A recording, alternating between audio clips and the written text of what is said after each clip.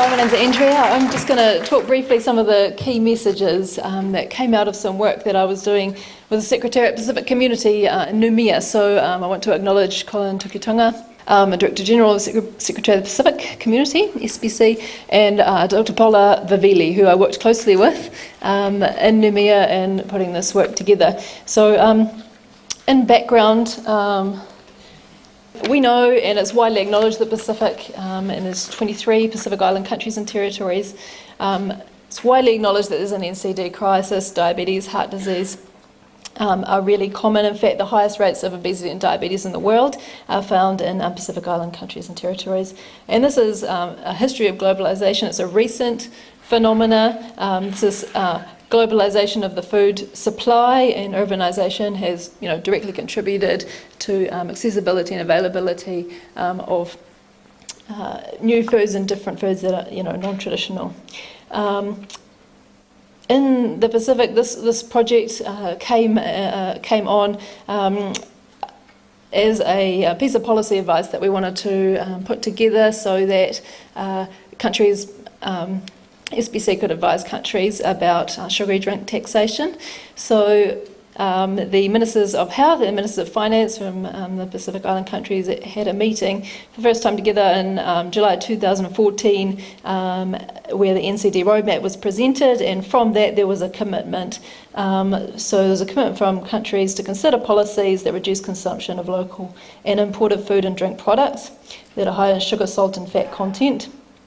And they were considering through targeted preventative measures, taxes and better regulation. So I just want to talk a little bit about taxation. These are the parts of the report. So firstly, I wanted to know what the consumption levels were like in these countries. Secondly, what taxes are already in place in the Pacific. And there's some really interesting findings there. And I'll focus on the first 2 points today. So what is consumption like in the Pacific? Well, there's actually quite a variation between countries, but generally very high levels of sugary drink consumption. So there's 3 sorts of data that I could find that were available to me. Firstly, there was health surveys, so particularly in high school students. There were surveys asking self-reported information about whether students regularly consumed soft drinks, so that's every day. And there was also household income and expenditure surveys, so you could work out how much of the food budget was spent on sugary drinks. And thirdly, there's trade data, so showing how many litres of soft drinks are imported into a country per capita per that country's population.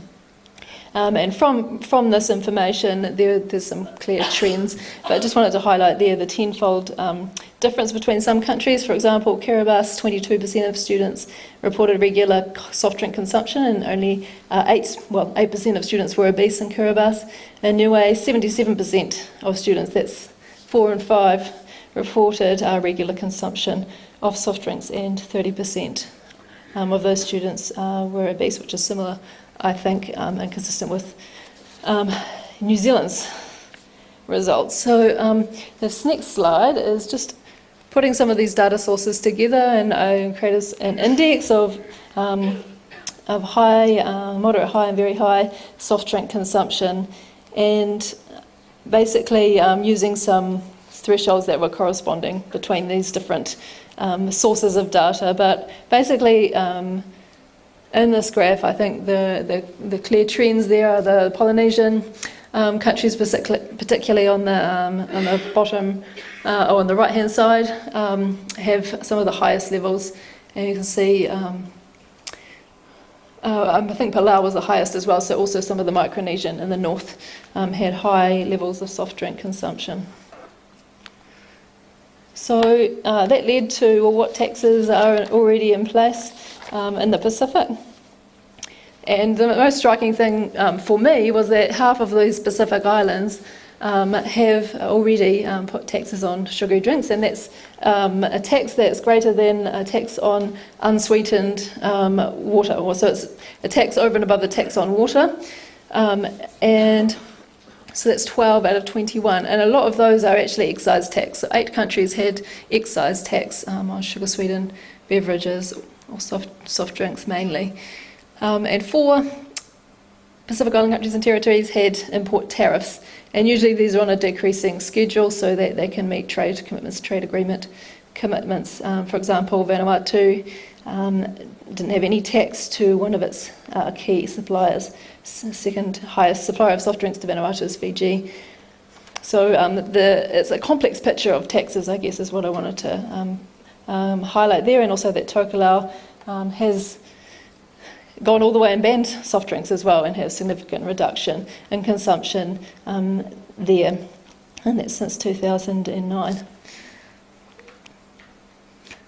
So then looking at this data, I was like, well, what does these taxes mean for a can of Coke? How many extra cents? This is in US dollars. Would we expect to pay for 1 can of Coke in each of these countries? And you can see, again, that some of the highest rates of taxation in the Polynesian countries.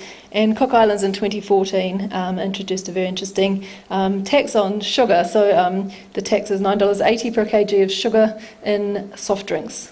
And that tax works out to be 38 cents New Zealand dollars on a can of Coke, which was the highest level of taxation from the information that I could find.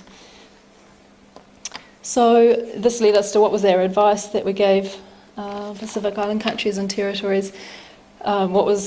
What did the literature tell us? How do you tax, and what's the best way to tax for the greatest health impact? Well, it's really important. And there's examples of these things being done well in the Pacific and examples of them being done not so well. So I think the Pacific's really interesting to explore what has been done. So communicating a clear health goal is likely to be more effective, and you can see that in the Cook Islands, and they've got a clear health goal with their tax. So also, the characteristics of the tax are important. Excise taxes are less vulnerable to trade, and taxing on volume and sugar content is more likely to be effective in modelling studies. Taxing a broad range of SSBs and not just soft drinks prevents switching, and having an adequate tax rate, and we heard about that today, 20 or 30% being recommended. Investing that revenue back into health and obesity prevention is going to improve health impact.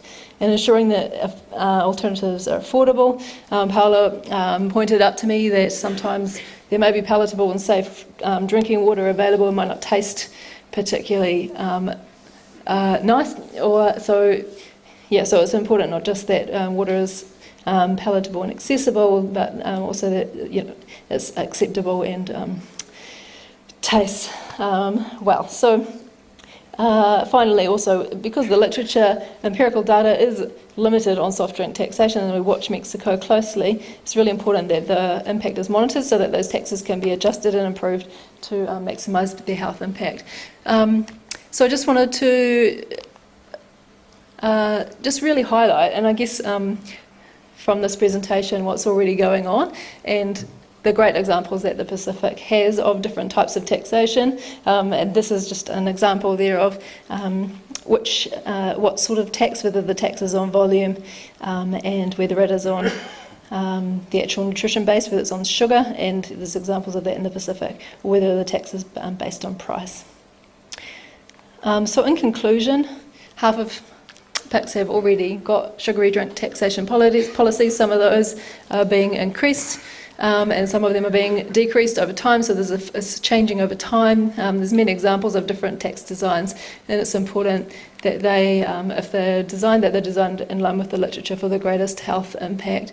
I think tax is a great option for Pacific Islands in terms of improving health given the NCD crisis. And I think the Pacific Islands should be applauded for what they've done, and I think that we can learn a lot, and I think that some of these taxes might be low levels, and there's also room for improvement as well of increasing those tax rates. So thank you. Thank you. Kia ora.